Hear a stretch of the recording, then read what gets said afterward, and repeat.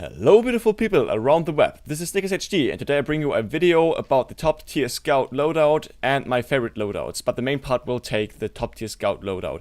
And I just tell you guys what I think about it and why I think and I strongly believe this is the best loadout for the scout overall, just in most of the cases. It's the scattergun, pretty boys pocket pistol and the atomizer. Just inside information to begin with, these gameplays might not be ideal in matter of kill streaks and kills and points and aim maybe. Though I had a, decent accuracy, though I don't know why, but these hit detection sometimes messes up. So I digress. So let's start with the scattergun. The scattergun is the scout's primary weapon, of course, and it's the stock one. There's nothing you can compare it with actually, because it's the stock one. It's the one every other gun of the scout is building upon. So there's no doubt about that this weapon is the best actually for the scout in most of the situations and in any situation. Just put yourself into the right place and you will make use of the weapon perfectly. That's how the scout is balanced, so no further discussions about the weapon. Now onto the pretty boy's pocket pistol. You may take more damage from fire sources, but that's not the problem there. You count on the fact that you won't be hit anyways. So fire is anyways the damage source that you won't be really affected anyways by, because you're a scout and you're fast and you don't get in close combat with pyros, and that's the only thing you have to watch out for. So the pretty boy's pocket pistol does something else too, besides its slower fire rate, which is not that difficult to handle, because actually if you have a slower fire rate you won't miss as much and you won't really aim on target, and that won't really be a downside on that part damage wise and play wise. So the other effect that the pretty boy's pocket pistol really makes it the best pistol for the scout in that kind of matter is no falling damage. Well, falling damage, you may ask, is not that big anyways as a scout, because you can jump right before you hit the ground and just deny the falling damage effect.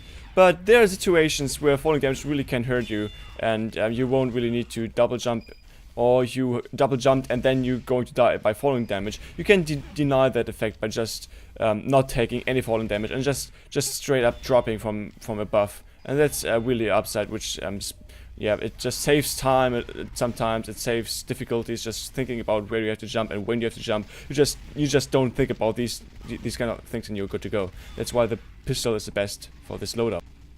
Now the last thing is that the atomizer, the melee weapon, it has really no attack stats. It just deals less damage, swings slower, which makes it very awful in melee combat. But it doesn't matter because you don't need it. You have your scattergun. But it has one effect, of course, which is that you can triple jump on a cost of 10 health points. Well, 10 health points doesn't seem to be much, but it's a lot if you can avoid a well-placed rocket or grenade launcher, which is amazing because you can just deny like 100 damage by just sacrificing 10, which is amazing. And the pretty boy's pocket pistol, by the way, gives you 15 health, so you can jump once, the triple jump for free. Now let's discuss two more loadouts. The first one is the top tier fast scout loadout, which is basically a base phase blaster, the milk, and the fan o' war. This loadout is supposed to be played like this. You first get your boost, which makes you like 50% faster than normal. You don't jump, you don't count on jumping, you don't try to jump, you just try to walk, and that's all you do. So you try to get your boost and just outmaneuver everyone. It's basically a hit and run loadout. The Mad Milk replaces the pistol because you have a long range with your baby's face blaster anyways, and you can extinguish yourself if you are on fire. You can mark spies as well as with the fan o' war, so you have a spy checking loadout as well, and you support your team and you can heal yourself if you don't find some other health sources but hitting enemies who are marked with the milk. Now to the fan o' war, it's pretty simple. Because you're so fast, you can just jump in once, hit enemies with the fan o' war, or just one enemy. It just marks one enemy at a time, and then you can get out of there. What this mark does, it's marking someone for death, and that means he gets mini crits, which is for the whole team. and that's pretty cool as a complement to your speed, because you're so fast. You can get in fast, you can get out fast, and that's why I choose this loadout as my favorite loadout, because it's just so fun to do. Just this one thing: run around, roam around, shoot, run around, shoot, run around. That's basically how it goes.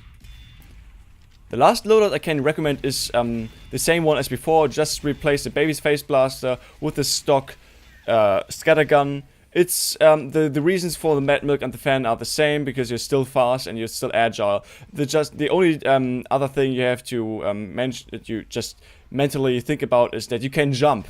If you have the baby's face blaster, you cannot jump, and if you're too stiff and too one-sided in that kind of sense, you can use the scattergun as well, and that's what I really like about it.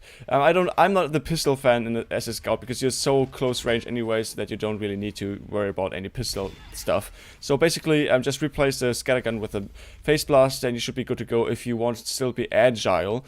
As with a face blaster, you are fast. You're just supersonic fast, but with a with the scattergun, you are agile, can run, jump around, and remain with the same speed. So I thank you guys for watching. I hope I could help you choosing the right scout loadout for you. It's just my personal favorite, and the top tier is actually pretty common to be top tier. So I just referred to what I knew which would fit best for the scout sometimes, or most of the times. The next video in this series will be about the soldier, so I hope you stay up for that too, and we see us next time. Keep it up as always.